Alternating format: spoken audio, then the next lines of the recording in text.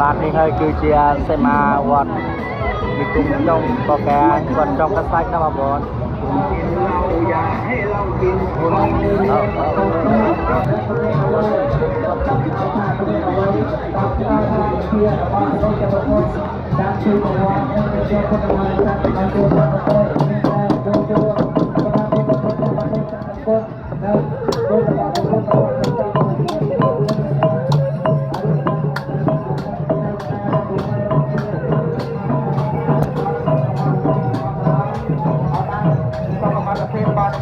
យកពុទ្ធបរិស័ទទាំងអស់បានប្រកបដោយសេចក្តីសុខសេចក្តីចម្រើននិងយុទ្ធវត្តផលមុនបកា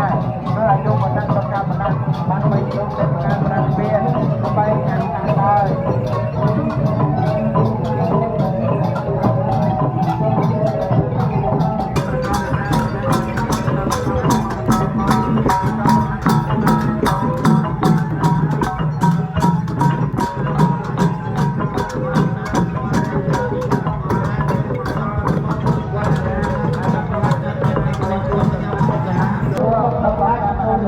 នេះគឺទេសភាពពេលថ្ងៃត្រង់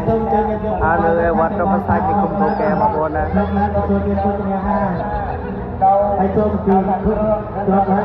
បានបានរហូតដល់បញ្ចប់អាជ្ញាបានកំពុងទូលក្នុងសន្យាប្រាក់ដើម្បីជំរុញយកពលរដ្ឋចាស់ជាមួយការតាមបានទូលបានដែរ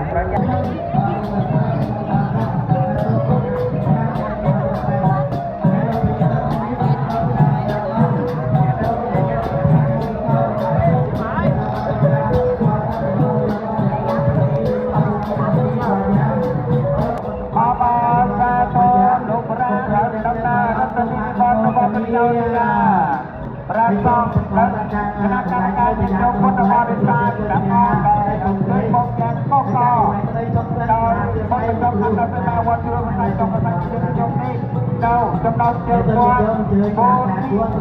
បាននៅចំណោទហើយទៅជាប្រោទៀត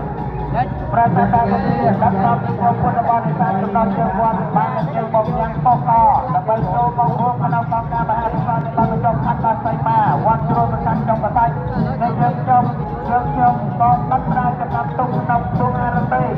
ថាអង្គជាពុទ្ធរបស់ព្រះអង្គនេះមានអ្វីតាក់ទងដល់គ្នាដល់បរិស័ទនៅជើងវត្តអូវែងថ្មីមកវត្តអូវែងថ្មីចូលមហាសាលដើម្បីជួបជុំបានការប្រជុំជាតាមតារកិច្ចមកទៅជើងទៅវត្តព្រះពុទ្ធ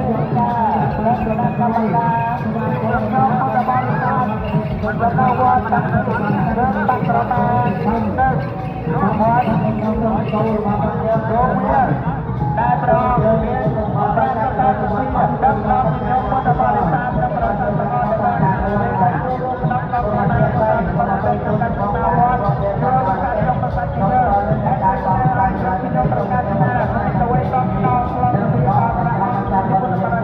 ទមានតែសមាជិកហើយហើយទៅ